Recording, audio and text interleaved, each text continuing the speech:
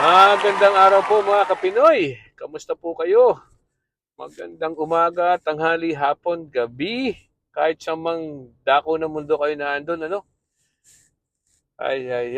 Alam niyo po, ako ay nawala ng mahigit 11 araw. Mga 11 araw po, ano? Kasi po, taon-taon, ako po ay pumupunta sa bulubundukin dito sa ng New York, ano? Para mag-camping. Ano, wala pong kasignal-signal doon. Minsan po may pumapasok na text, minsan may pumapasok na tawag. Pero that's it, yun lang po. Wala pong internet. Kuryente is very limited kasi ang kuryente na andun lang sa CR, ano, at talaga pong ako'y natutulog sa tent, ano. And then maganda po dong mag-recharge. Alam niyo when I say recharge, ano, sa stress po dito sa kabahayanan ng Amerika dito sa New York and New Jersey ay at sa trabaho, siyempre may stress kang ano, isang taon kang ganyan. So, it's one way of recharging myself, ano, refreshing, and then wala kang kausap. Kuminsan may mga kasama ka lang na kaunti, no? Mga kaibigan, ano, pero masarap po ang camping lalo na you're trying to commune with nature. Talaga pong tulog ka sa tent, umuulan, kumikidlat, mahangin. That's nature, ano? Natural nature. Anyway, so ako po ay sa tagal na nawala, ano? Uh, Marami pong nangyari pala dito sa labas, ano? Sa labas sa mundo. Dito po sa Amerika, ito pa lang si Trump ay na-assassinate.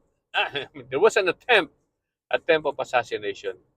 Obviously an attempt to assassinate Trump. Si Trump po ay candidate for president or vying for to be a candidate for presidency na dati na po siyang presidente, ngayon po ay noon po ay tinalo ni Biden, and ngayon po ay magkakaroon ata ng take two, round two, ano? Nung una po tinalo niya si Biden, ngayon po tumatakbo uli siya despite the fact na marami siyang charges, criminal charges and conviction. Batakbo pa rin po siya kasi hindi pa naman po final ang conviction, ano? May makaka-appeal pa, alam naman po natin yan. So, yeah, if I'm not mistaken, parang Thursday or Friday, yan po, nung panahon pong yun na habang nagsasalita sa Pennsylvania sa isang rally doon, Trump rally, meron pong nag-attempt na bumaril sa kanya, no? From 1.5 football field. Medyo malayo-layo din yun. That is 150 feet. One football field kasi 100 feet. So, 150 feet daw po.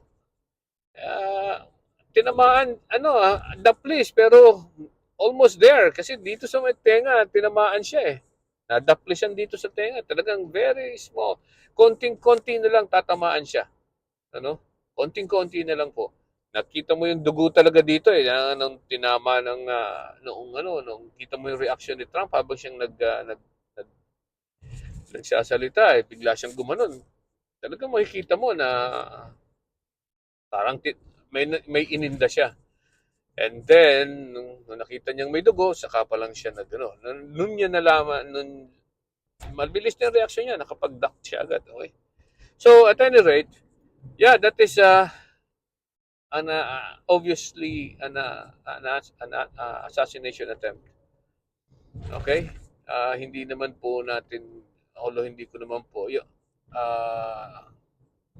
ko rin po gusto si Trump, pero ayaw ko naman po ng ganong sistema na kailangan mong i-assassinate ng isang tao. Ano? Meron po tayong uh, proseso. Ano? At saka, yung pong nakabaril pala ay nahuli din. Hindi nahuli, binaril din, ano? Pinatay din. He was a 20-year-old guy. Bata pa po, ano? At nabaril din siya ng ng security, mga government, I think they are presidential securities too. Or ano, yan po kasing mga kumakandidatong presidente, lalo na ikaw ay malakas, mga kandidato ka pa lang, yan po ay binibigyan ng Secret Service agents to protect, ano, para po hindi naprotektahan yung ano, yung kandidato at the same time para hindi making sure na yung mga electorate kung sakali siya magaling na tao, no, ay hindi madi-deny, ano, hindi madi-deny ang kagustuhan ng ibang tao dahil binaril or napatay, ano. So ganun po. So during the time, yung mga Secret Service din po ang nakadali doon sa ano, nakabaril. Okay, so sa Pilipinas, aba, ay talaga naman pong mayroon din, ano, itong si Alice Go ay Alice Go saga, as I call it.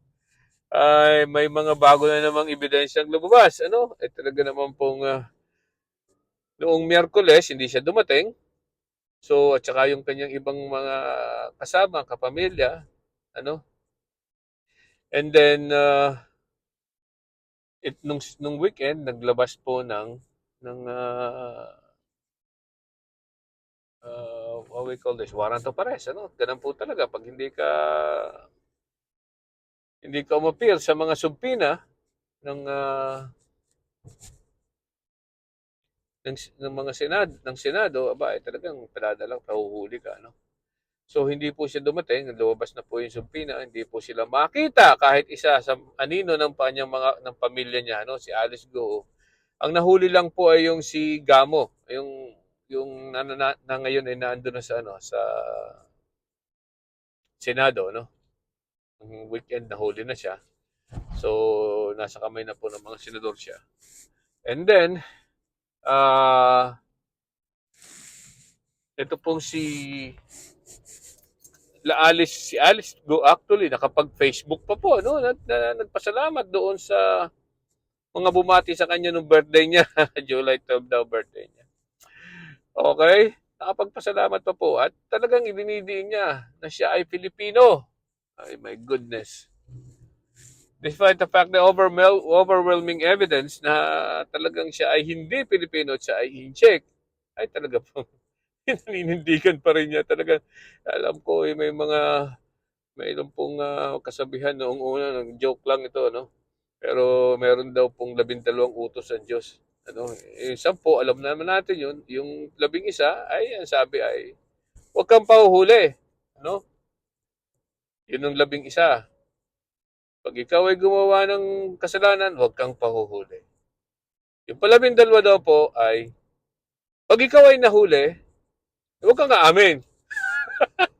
Yan po ang 12, ka-11 at ka-12 utos ng Diyos daw. That's a joke. Anyway,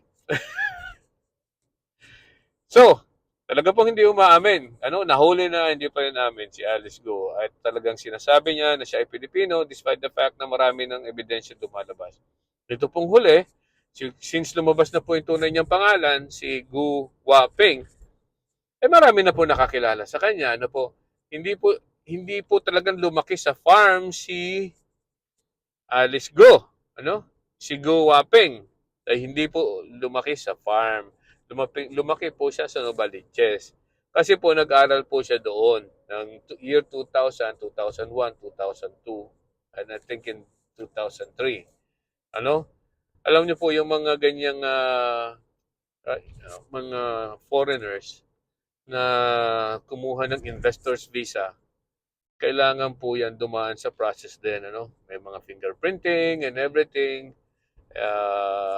Bibigyan ka, lumalabas na magsasubmit ka ng ano, ng birth certificate. So, lumabas na po na talagang siya ay pinanganak sa China at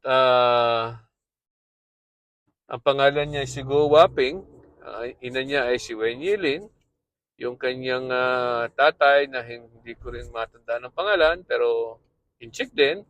Yung kanyang mga kapatid na dala doon ay puro incheck. Sila po ay galing China. No? Doon sila ay pinanganak. So, Dahil sa karagdagang ebidensya na yan, ewan ko kung paano pa magsasalita, sasabihin ni Go Waping o ni Alice Go na siya ay Pilipino. Ano? Ay, nako. Ay, nakakainis lamang po, ano? Nakakainis lang. Itong mga to, itong mga foreigners na to, ay nagsasamantala sa butas ng ating batas, ano? Kahinaan ng ating batas. At hindi lang po 'yun, hindi lang nagsasamantala, talagang dinikdik nila ang pagsasamantala dahil nagpayaman sila dahil sa pagkakamali ng ating batas. Actually hindi naman mali, ginawa nila ng paraan, ano? Para masingkumbent yung batas. Alright? So, talagang ngayon makikita nyo nagpayaman at mukhang napakayaman talaga. Oh. Nagkakwarta sila ng Maraki. And then, ngayon po lumalabas na itong si Alice Goo, yung kanyang Baofu Corporation, ano, na nagbenta sa Hongsheng, ay mukha pong uh, meron siyang transaksyon na nagkukonekta sa mga tao sa Pharmally. Kung hindi nyo po natatandaan yung Pharmally, ito po ang Pharmally nung panahon ng pag-aari ni Michael Yang. At saka yan pong si Michael Yang ay yung economic advisor kuno ni Rodrigo Duterte. Ano? Yan pong Pharmally, yan po ang nagsamantala at nanggahasa sa Pilipinas. Ano? Kinuha po at ang ating mga pera nung panahon ng ang tawag dito nung pandemic, ano, napakaraming pera po ang kinuha ng Pharmally na yan. Yan po ay mga tao ni Duterte, ano. Ay, salamat po, Tatay Digong, ano, talagang namayagpag ang mga pogo during your term. Ay, naku, napakasakit, ano. Ngayon natin nakikita talaga, sa bagay yan, matagal ko na pong nakikita yan, pero yung pong mga tao natin, yung mga kababayan natin na hanggang ngayon ay bulag pa rin naniniwala sa mga Duterte. Eh, gumising-gising na po kayo. Ano? At talaga naman pong tayo na pagsamantalahan ng husto ay ngayon pa gusto siyang bumalik, ay wag na naman po ninyong iboto yung mga taong yan.